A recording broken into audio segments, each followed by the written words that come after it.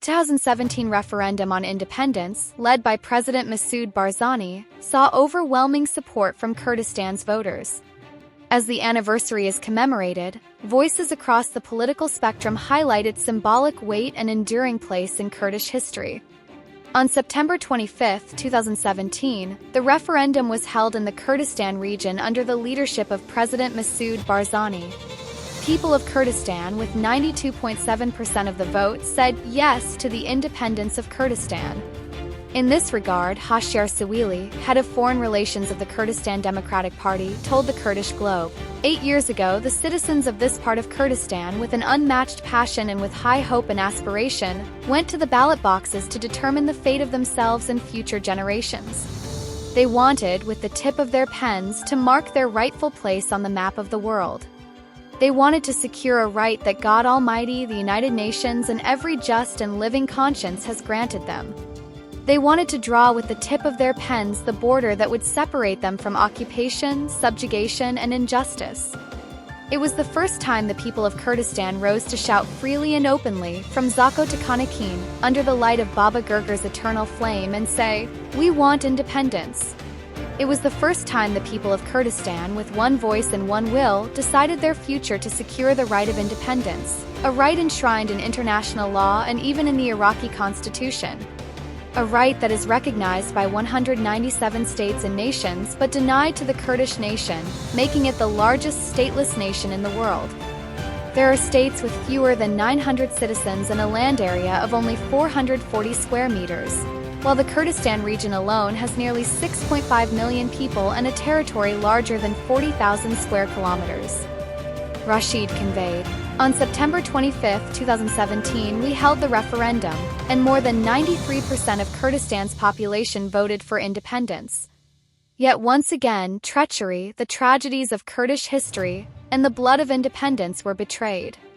Mohammad Ilaykani, head of the Turkmen Development Party and a member of the Referendum High Council, told the Kurdish Globe, "The referendum day was very important. People of Kurdistan told the world, we want to separate peacefully from Iraq and become an independent state." President Barzani sent this message, and world leaders said, "This nation is demanding its right." Even though different states had differing views on peaceful separation, President Barzani honored the will of his people, which was important and decisive. He added, "The referendum was not against international law or the Iraqi constitution. Kurdistan region has been a model of peace and coexistence in the Middle East, with 30 years of democratic experience. When ISIS, the world's most dangerous terrorist organization, emerged, the Peshmerga stood against it on behalf of the international community and defended the world. Therefore, any decision Kurdistan made at that time was rightful. Kurdistan that fights terrorism for the world and follows democracy had every legitimacy to hold the referendum. That is why the people enthusiastically participated in it." On this matter, Rabina Tayri, a member of the Kurdistan parliament from the National Union Alliance, told the Kurdish Globe, "The referendum was one of the historical achievements. People of Kurdistan, with all components, declared to the world that they are demanding their legitimate right. The message of the referendum was a peaceful one to demand rights." On the role of President Barzani, she said, "The success of the referendum came because President Barzani insisted that Kurdistan must demand its rights in a peaceful manner. In this way, the message of the people of Kurdistan was delivered to the whole world."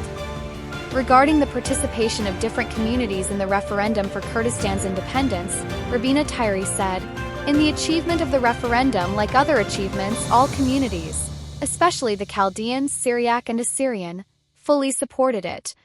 On the message of the referendum," Rabina said, "the message of the referendum was a peaceful one. People of Kurdistan, through the ballot box, with 92.7% of the vote, said yes. This was a significant and historic message, making clear that the majority of Kurdistan's people demand independence." On this matter, Ghaffar Makhmouri, Secretary General of the Kurdistan Democratic National Union, who himself participated in the Referendum Council of Parties, told the Kurdish Globe, "Every Kurd must be proud of the results of the referendum and view it as a great national act. As someone who fights for Kurdistan's independence, I am always proud of the referendum and see it as a shining milestone in the history of the Kurdish nation. President Masoud Barzani, through the referendum, recorded the greatest historical pride for himself and the Kurdish people, pride that generations to come will share. The referendum became a landmark in Kurdish history and remains the only good and strategic act in the nation's struggle. In the referendum, the people of Kurdistan voted for independence and told the whole world that they want freedom.